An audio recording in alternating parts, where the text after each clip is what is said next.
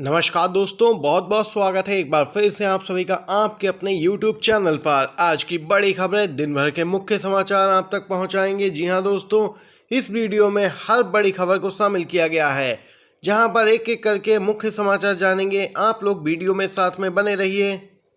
और अगर आप लोग भी मानते हैं कि 2024 में इंडिया गठबंधन भारी बहुमत से चुनाव जीत सकता है, तो लाइक कीजिएगा वीडियो को और कमेंट बॉक्स में कमेंट करके जरूर लिखिएगा #बी सपोर्ट इंडिया गठबंधन। पहली खबर आ रही है मध्य प्रदेश से है बड़ी खबर, जहां पर राज्य के गृह मंत्री नरोत्तम मिश्रा की हो सकती है बड़ी हार। जी हां दोस्तों, सर्वे में बड़ा खुलासा हुआ है। बीजेपी के पक्ष में इस बार नहीं है हवा। विधानसभा क्षेत्र दतिया से बीजेपी उम्मीदवार डॉक्टर नरोत्तम मिश्रा की बढ़ सकती हैं मुश्किलें, क्योंकि वह हार रहे हैं अपनी सीट। जी हां दोस्तों, जिस प्रकार से जनता का रुझान है, उससे अंदाजा लग रहा है कि बीजेपी इस बार सत्ता से बाहर जाने वाली है। ऐसा हम नहीं बल्कि कुछ रिपोर्ट दावा कर रही हैं। और यहां पर दोस्तों इस समय खबर निकल के आई है, बीजेपी के गृह मंत्री मध्य प्रदेश में अपनी सीट पर हार रहे हैं। जनता उनके काम से खुश नहीं है। मध्य प्रदेश की विधानसभा सीट दतिया, यहाँ पर हाई प्रोफाइल सीट है, जहाँ पर कांग्रेस पार्टी टक्कर में है सीधे तौर पर बीजेपी के। और दोस्तों 49% वोट कांग्रेस पार्टी के पक्ष में जाते हुए दिख रहे हैं और बीजेपी को मात्र 48% वोट ही मिल पा रहे हैं सर्वे के अनुसार। ये सर्वे जमीनी हकीकत दर्शा रहा है, तो अन्य के खाते में 3% वोट जा रहे हैं। और अगर इसके मुताबिक देखें तो यहाँ पर डॉक्टर नरोत्तम मिश्रा मध्य प्रदेश के गृह मंत्री अपनी सीट हारते हुए दिख रहे हैं। तेलंगाना में कांग्रेस को मिला है बड़ा समर्थन। तेलंगाना चुनाव नहीं लड़ेंगी वाईएस शर्मिला की पार्टी, कांग्रेस को बिना शर्त समर्थन का कर दिया ऐलान। दोस्तों आप सभी को जानकारी के लिए बताते चलें, तेलंगाना में कांग्रेस की लहर चल रही है। इसी बीच कांग्रेस को मिला है भारी समर्थन। वाईएसआर तेलंगाना पार्टी ने तेलंगाना विधानसभा चुनाव नहीं लड़ने का ऐलान करते हुए कांग्रेस को बिना शर्त समर्थन दिया है, जिसने बीआरएस, एमआईएम, बीजेपी की मुश्किलें बढ़ा दी हैं। आप सभी को बताते चलें, वाईएसआर-टीपी की संस्थापक वाईएस शर्मिला ने कहा कि यह निर्णय सुनिश्चित करने के लिए लिया गया है कि सत्तारूढ़ बीआरएस के खिलाफ वोटों का विभाजन न हो, जिसके चलते हमने कांग्रेस को बिना शर्त समर्थन दिया है। और कांग्रेस पार्टी यहां पर बड़ी जीत की और अग्रसर है। दोस्तों देख सकते हैं एक के बाद एक बीआरएस, एमआईएम, बीजेपी को झटके लग रहे हैं तेलंगाना में। गौरतलब है, राहुल गांधी भी इससे पहले दावा कर चुके हैं कि तेलंगाना में कांग्रेस पार्टी इस बार पूर्ण बहुमत की सरकार बनाएगी। क्या दोस्तों सहमत हैं आप लोग राहुल गांधी की इस बात से या फिर नहीं? जरूर बताइए अपनी भी राय। ईडी का समन नजरअंदाज किया है सीएम केजरीवाल ने। मध्य प्रदेश में किया था रोड शो और इसको लेकर अपडेट आ रही है। ईडी का समन नजरअंदाज करने पर क्या गिरफ्तार होंगे केजरीवाल? एजेंसी के पास अब कौन से हैं विकल्प? जी हां दोस्तों, बीजेपी के नेता पहले ही दावा कर रहे थे कि गिरफ्तारी होगी सीएम केजरीवाल की, और उसके 1-2 दिन बाद ही यहां पर ईडी ने उन्हें समन जारी किया। अब खबर है कि ईडी दिल्ली के सीएम को फिर समन भेज सकती है। वहीं दोस्तों अगर ईडी के सामने वे पेश नहीं हुए तो यहां पर क्या विकल्प है? क्या उनकी गिरफ्तारी हो सकती है? दरअसल पीएमएलए कानून के मुताबिक कोई भी व्यक्ति ईडी के 3 ही समन को नजरअंदाज कर सकता है और उसके बाद जांच एजेंसी गैर जमानती वारंट जारी कर सकती है।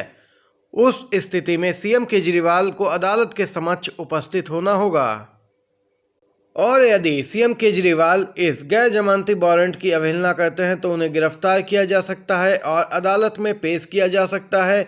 ईडी के पास दोस्तों ये अधिकार सुरक्षित हैं। देख सकते हैं ये अपडेट निकल के आई है। एक और अपडेट की तरफ चलते हैं। महादेव ऐप घोटाला, सीएम बघेल को फंसाने की तैयारी हो गई पूरी। राजस्थान में एक तरफ ईडी की कार्रवाई जारी है, नंबर लगा है छत्तीसगढ़ का। जी हाँ दोस्तों, बीते दिनों छत्तीसगढ़ के सीएम ने ईडी को लेकर कई खुलासे किए थे, जांच एजेंसियों पर सवाल उठाए थे। अब यहां पर नंबर लगा है सीएम बघेल का। छत्तीसगढ़ के सीएम भूपेश बघेल विधानसभा चुनाव के दौरान बड़े संकट में फंस गए हैं। ईडी ने दावा किया कि महादेव ऑनलाइन सट्टेबाजी ऐप के प्रमोटरों ने सीएम बघेल को 508 करोड़ रुपए दिए हैं। ईडी ने कहा कि 550 करोड़ रुपए के साथ गिरफ्तार किए गए असीम दास ने पूछताछ में सीएम को पैसा दिए जाने की बात कही है। जांच एजेंसी ईडी ने यह भी कहा कि सीएम के खिलाफ जो भी आरोप लगे हैं वे जांच का विषय हैं। ईडी ने यहां पर रायपुर में एजेंट असीम दास को गिरफ्तार किया था। उसके पास से 5.5 करोड़ बरामद किए थे। ईडी ने दावा किया कि यह रकम दुबई से चुनावी राज्य में सत्तारूढ़ कांग्रेस पार्टी के लिए भेजी गई थी। ईडी महादेव ऑनलाइन सट्टेबाजी ऐप और उसके प्रमोटरों के खिलाफ मनी लॉन्ड्रिंग एक्ट यानी कि पीएमएलए के तहत जांच कर रही है दोस्तों। यहाँ पर सीएम भूपेश बघेल का नाम भी लिया है ईडी ने। देख सकते हैं ईडी पर लगातार सीएम भूपेश बघेल सवाल उठा रहे थे दोस्तों। और वहीं ईडी के दावे पर सीएम की प्रतिक्रिया आई। उन्होंने कहा कि मैंने पहले ही कहा था कि Bharatiya Janata party ED, IT और सीबीआई जैसी एजेंसियों की मदद से छत्तीसगढ़ चुनाव लड़ना चाहती है। ये अपडेट निकल के आई बड़ी खबर दोस्तों। एक बार फिर से पीलीभीत पहुंच के गरजे हैं वरुण गांधी। अपनी ही पार्टी को निशाने पर लिया है। बीजेपी सांसद 2 दिवसीय दौरे पर पीलीभीत पहुंचे। उन्होंने दर्जनों गांवों का दौरा किया, जनसंवाद किया। इस दौरान कई मुद्दों पर प्रतिक्रिया दी है। वहीं दोस्तों बिना नाम लिए अपनी ही पार्टी पर निशाना साधा, भ्रष्टाचार के मामले पे जम के बोले हैं। उन्होंने यहां गांव-गांव होर्डिंग पोस्टर कहा कि लगने चाहिए कि हम चोर को वोट नहीं देंगे।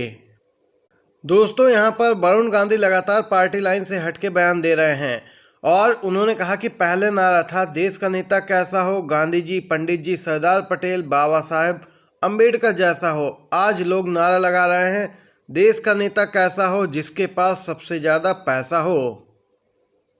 वरुण गांधी ने कहा कि समय बड़ा नाजुक है, हमें कदम फूंक फूंक कर रखना होगा। यहाँ पर देख सकते हैं बिना नाम लिए कहें तो दोस्तों अपनी ही पार्टी पर बरसे हैं वरुण गांधी। रोजगार के मामले पे घेरा है, भ्रष्टाचार के मामले पर घेरा है। क्या दोस्तों आप लोग सहमत हैं वरुण गांधी की इस बात से या फिर नहीं, जरूर बताइएगा अपनी राय भी कमेंट बॉक्स में। एक और अपडेट आ रही है। रिपोर्ट में हुआ बड़ा खुलासा, बीजेपी हार रही है 5 राज्यों में विधानसभा चुनाव, जिसके चलते लगातार बीजेपी हार 2 से 3 महीने में स्क्रिप्ट बदल रही है। पहले जुलाई में राजस्थान के मुख्यमंत्री अशोक गहलोत के खिलाफ लाल डायरी का मुद्दा लेकर आए, लेकिन यह दाव ज्यादा नहीं चला, फेल हो गया। फिर राजस्थान कांग्रेस के नेताओं पर ईडी की छापेमारी करा दी। इससे अशोक गहलोत और सचिन पायलट एकजुट हो गए, जिसने बीजेपी को झटका दिया। और अब बीजेपी छत्तीसगढ़ के सीएम बघेल पर ईडी के जरिए आरोप लगवा रही है। यहाँ पे तो हद ही हो गई है दोस्तों। बीजेपी जान चुकी है कि वह इन राज्यों में चुनाव हार रही है, इसीलिए लगातार कार्रवाई जारी है। और सबसे आगे इस समय ईडी चल रही है, फिर सीबीआई और फिर आईटी, और इन्हीं एजेंसियों का उपयोग किया जा रहा है विपक्षी नेताओं पर शिकंजा कसने के लिए।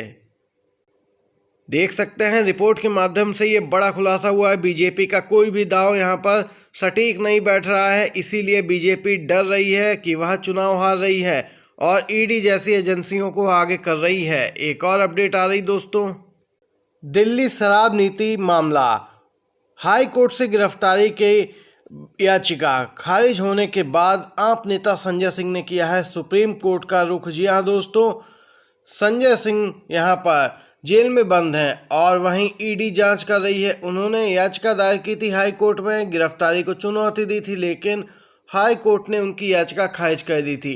अब आम आदमी पार्टी के नेता संजय सिंह ने सुप्रीम कोर्ट का रुख किया है। गौरतलब है संजय सिंह की ओर से मामले को राजनीति से प्रेरित होने के आरोपों को स्वीकार करते हुए यहाँ पर सुप्रीम कोर्ट ने उनकी याचिका स्वीकार की है और वहीं अब इस पूरे मामले पर सुनवाई होगी। एक तरफ यहाँ पर आम आदमी पार्टी के तमाम नेताओं पर शिकंजा कस रही हैं केंद्रीय जांच एजेंसियां। मनीष सिसोदिया की याचिका सुप्रीम कोर्ट से भी खारिज हो गई थी और अब संजय सिंह ने रुख किया है सुप्रीम कोर्ट का। और दूसरी तरफ दिल्ली के सीएम अरविंद केजरीवाल को लगातार समन जारी किए जा रहे हैं ईडी की ओर से पेशी के लिए। इसी के साथ एक और अपडेट की तरफ चलते हैं दोस्तों।